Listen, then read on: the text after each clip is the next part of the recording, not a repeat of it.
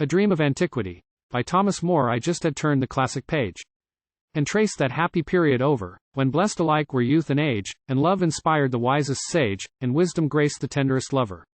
Before I laid me down to sleep, a while I from the lattice gazed upon that still and moonlight deep, with isles like floating gardens raised, for Ariel there his sports to keep, while, gliding twixt their leafy shores, the lone night fisher plied his oars. I felt, so strongly fancy's power came o'er me in that witching hour, as if the whole bright scenery there were lighted by a Grecian sky, and I then breathed the blissful air that late had thrilled to Sappho's sigh. Thus, waking, dreamt I, and when sleep came o'er my sense, the dream went on, nor, through her curtain dim and deep, hath ever lovelier vision shone.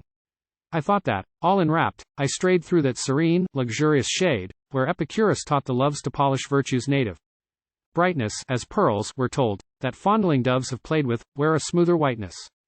1. 'Twas one of those delicious nights so common in the climes of Greece, when day withdraws but half its lights, and all is moonshine, balm, and peace. And thou wert there, my own beloved, and by thy side I fondly roved through many a temple's reverent gloom, and many a bower's seductive bloom, where beauty learned what wisdom taught, and sages sighed and lovers thought, where schoolmen conned no maxims stern, but all was formed to soothe or move, to make the dullest love to learn, to make the coldest learn to love.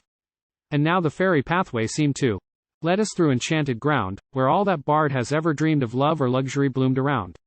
Oh, 'twas a bright, bewildering scene, along the alley's deepening green soft lamps, that hung like burning flowers, and scented and illumed the bowers, seemed, as to him, who darkling roves, amid the lone Hercynian groves, appear those countless birds of light, that sparkle in the leaves at night, and from their wings diffuse a ray along the traveler's weary way.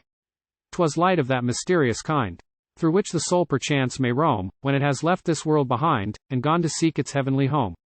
And, Nea, thou wert by my side, through all this heavenward path my guide.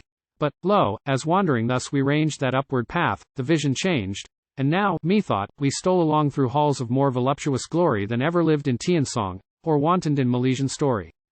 2. And nymphs were there, whose very eyes seemed softened o'er with breath of sighs, whose every ringlet, as it wreathed, a mute appeal to passion breathed.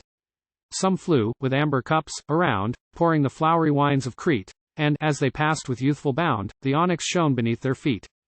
3. While others, waving arms of snow entwined by snakes of burnished gold, 4.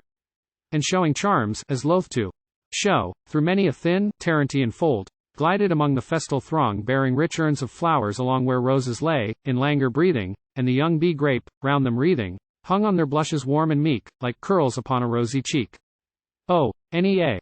Why did morning break the spell that thus divinely bound me? Why did I wake? How could I wake with thee my own and heaven around me? Asterisk well, peace to thy heart, though another's it be, and health to that cheek, though it bloom not for me. Tomorrow I sail for those cinnamon groves, where nightly the ghost of the Caribbee roves, and, far from the light of those eyes, I may yet their allurements forgive and their splendor forget. Farewell to Bermuda. 5. And long may the bloom of the lemon and myrtle its valleys perfume. May spring to eternity hallow the shade, where Ariel has warbled and Waller has strayed.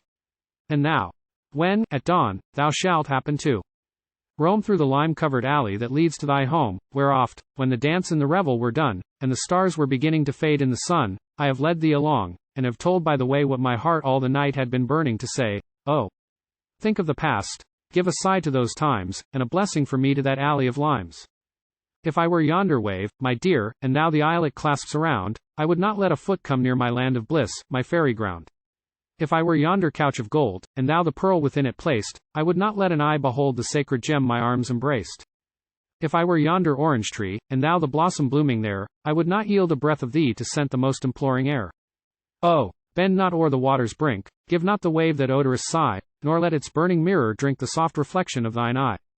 That glossy hair, that glowing cheek, so pictured in the waters seem, that I could gladly plunge to seek thy image in the glassy stream. Blessed fate! At once my chilly grave and nuptial bed that stream might be, I'll wed thee in its mimic wave, and die upon the shade of thee. Behold the leafy mangrove, bending o'er the waters blue and bright, like Nea's silky lashes, lending shadow to her eyes of light. Oh, my beloved, where'er I turn, some trace of thee enchants mine eyes.